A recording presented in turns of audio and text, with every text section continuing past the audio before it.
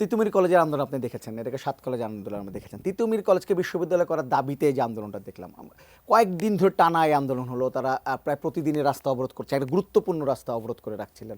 লাস্টের দিনে আমরা দেখলাম ট্রেন অবরোধ করে রাখলেন, সারা দেশের ট্রেন যোগাযোগ বন্ধ হয়ে গেল ঢাকার সঙ্গে। কিন্তু এখানে সরকারের আমরা কিন্তু খুব একটা উদ্যোগ দেখিনি যে যারা বিক্ষোভ করছেন তাদেরকে বুঝিয়ে রাস্তা থেকে ক্যাম্পাসে ফিরে নিয়ে যাওয়া, শুধুমাত্র আহ্বান ছাড়া খুব একটা আমরা তেমন কোনো উদ্যোগ আমরা দেখিনি। মানে এই ব্যাপারটাকে আপনি কি বলবেন যে গণতান্ত্রিক যে পদ্ধতি তার একটা উৎকৃষ্ট উদাহরণ, যে যেরকম প্রতিবাদ করতে পারে সেরকম করতে পারলো, এটি একটি উৎকৃষ্ট উদাহরণ নাকি যে জনগণের ভোগান্তি কমাতে পারছে না সরকার, তাদের ব্যর্থতা কোনটা দেখছেন? শুনেন, এটা উৎকৃষ্ট উদাহরণ, এটা হলো নিকৃষ্ট উদাহরণ। গণতন্ত্রে কোথাও বলা হয় নাই যে তুমি তোমার অধিকার আদায়ের জন্য এমন এমন কাজ করতে পারবা যাতে নাকি আরও অনেকের সমস্যা হবে। এটা গণতন্ত্রের কোনো সংজ্ঞাতেই নাই। আপনারা ওদের সমস্যা করতে পারেন না। সরকারের দায়িত্ব হলো, সরকার কিন্তু কেবল স্টুডেন্টদের না, সরকার কিন্তু সাধারণ মানুষেরও। সরকারের দায়িত্ব হলো সাধারণ মানুষের পথটাকে পরিষ্কার রাখা। সরকারের দায়িত্ব হলো যাদের মধ্যে ক্ষোভ আছে সেই ক্ষোভটা নিরসন করা। নিরসন করার পদ্ধতি অনেকগুলো আছে, তাদের সঙ্গে আলোচনা করেন। আলোচনা কি সরকার করেছে? আলোচনা তো করতে হবে, কার্যকর আলোচনা করেন। আবার যারা দাবি করেছে, দাবিটা যদি ন্যায়সঙ্গত না হয়, সেই দাবি আলোচনা করে তাদের বোঝাতে হবে, ভাই তোমাদের দাবিটা ন্যায়সঙ্গত না, এটা আমি মানবো না। এগুলো তো আছে। এই প্রবলেমটা তো আরও আগে নোটিশ করা হয়েছিল, আগে একবার হয়েছিল এই ঘটনা নিয়ে, মারামারি হয়েছে, অনেক কিছু হয়েছে রাতের বেলা। তো এই বিষয়গুলোকে আমি মনে করি যে খুবই ঠান্ডা মাথায় করা উচিত, সমাধান করা উচিত। দেখেন, একটা গভর্নমেন্ট যখন নাকি আপনি এরকম মানে আপনার অরাজনৈতিক গভর্নমেন্ট যখন থাকে, তখন এই ধরনের সমস্যাগুলির সমাধান কিন্তু কঠিন হয়ে যায়। এটা দেখে রাজনৈতিক গভর্নমেন্ট থাকতে এত কষ্ট হতো না, কিন্তু অরাজনৈতিক গভর্নমেন্ট তো ধরুন ওই স্টুডেন্টদের মধ্যে বিভিন্ন মানে আপনার রাজনৈতিক দলের লোকজন আছে, কিন্তু ওই এলাকায় বিভিন্ন দলের রাজনৈতিক লোক আছে, তাদের কিন্তু এই আন্দোলনের কোনো ভূমিকা নাই, তারা কিন্তু চুপচাপ বসে রয়েছে সবাই। এবং সরকারও চাইতে পারত। এটা তো একটা ইস্যুটা এটা ন্যায় ভিত্তিক ইস্যু না অন্যায়ের ইস্যু সে আলোচনা পরে করেন আপনি। এটার ইস্যু তো রাস্তাঘাট বন্ধ করে রাখছে, এটার ইস্যু না। দাবি তো অনেকগুলো আছে।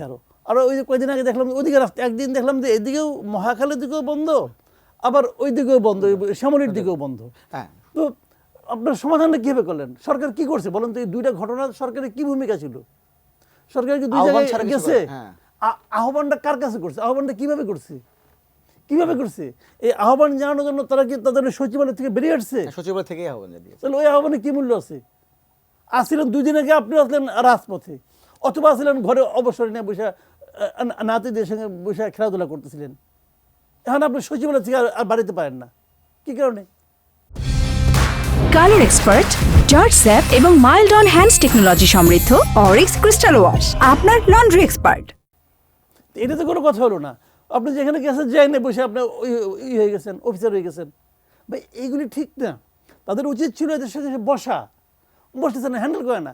মাঝখানে দেখলাম একদিন প্রধান উপদেষ্টা বলতেছে যে আপনারা রাস্তা বন্ধ করবেন না, আমাদেরকে কাজ করতে দেন। হ্যাঁ, আপনাদের যেটা আছে আমাদের লিখিতভাবে জানান। ওকে, লিখিতভাবে আমি জানাবো কোথায়? কিচ্ছু না। কেন দেখেন, এটা ডিসিশন নেওয়ার ব্যাপার, এটা তো খুব জটিল কোনো ব্যাপার না। আপনারা বলতে পারতেন, আপনারা রাস্তায় নামার আগে আপনাদের সমস্যাগুলো যৌক্তিকতা উল্লেখ করে আপনারা আমাদেরকে মেইল করেন। ওনারা মেইল অ্যাড্রেস দিয়ে দিতে পারতো, একটা মেইল অ্যাড্রেস দিতে পারতো। সেই মেইলটা দিলে পরে 2 দিন 3 দিনের মধ্যে ওইটাকে জাজ করে তার লোকজন দেখে এটা কতটুকু কী করা যাবে তাদেরকে ইনফর্ম করতে পারতো মেলে। এই মেলের মাধ্যমে জমা দিতে পারতো যে এটা আমাদের পক্ষে সমাধান করা সম্ভব, আমরা অতদিনের মধ্যে করতে পারবো, অথবা সম্ভব না কাজে আপনারা এটা আন্দোলন করেন না, করলে কিন্তু আমরা ব্যবস্থা নেব। যাই বলেন আপনি বলতে পারতেন তো। আপনি কি বলতেছেন? কোনো রকম মেল অ্যাড্রেস দিচ্ছেন আপনি। আপনার একটা প্রেস উইং আছে, প্রেস উইংয়ের কাজটা কি? বিভিন্ন জায়গায় যে ময়লা ফেলানো, এটা আপনার কাজ। আর রাজনৈতিক বক্তৃতা দেওয়া।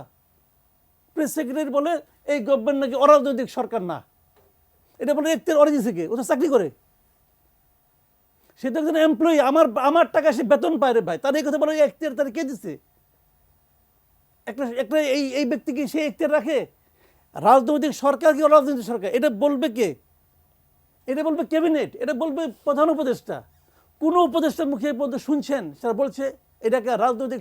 তিনি তো প্রধান উপদেষ্টার মুখপাত্র। সে প্রধান তাহলে তাহলে আমি ধরে নেব এটা প্রধান উপদেষ্টার মানে বক্তব্য। যদি এটা প্রধান উপদেষ্টার বক্তব্য হয় তাহলে এই গভর্নমেন্ট নির্বাচন কেমন করে পরিচালনা করবে? এই নির্বাচনকে কোনো পলিটিক্যাল গভর্নমেন্ট পরিচালনা করার এখতিয়ার আছে? আমরা তো মনে করি নাই। আমরা এতদিন ধরে আন্দোলন করছি নির্বাচন হবে একটা নির্দলীয় সরকারের অধীনে, যারা কোনো দল করে না। তো প্রধান উপদেষ্টা যদি নিজেই বলে যে আমরা একটা রাজনৈতিক সরকার, তাহলে সে নির্দলীয় কী করে হলো? বলেন কি করে হলো? ভাই সিম্পল কোশ্চেন, তো জবাব দেন। ওনারা মনে করেন যে উনি এপিতে চাকরি করছেন, জ্ঞান টেন আছে, আর বাদ বাকি সবাই বোধহয় চানাচুর খায় না? যেসব মানুষ চানাচুর খায়, এই যে মানুষ ভাত খায়, পান্তা ভাত খায়।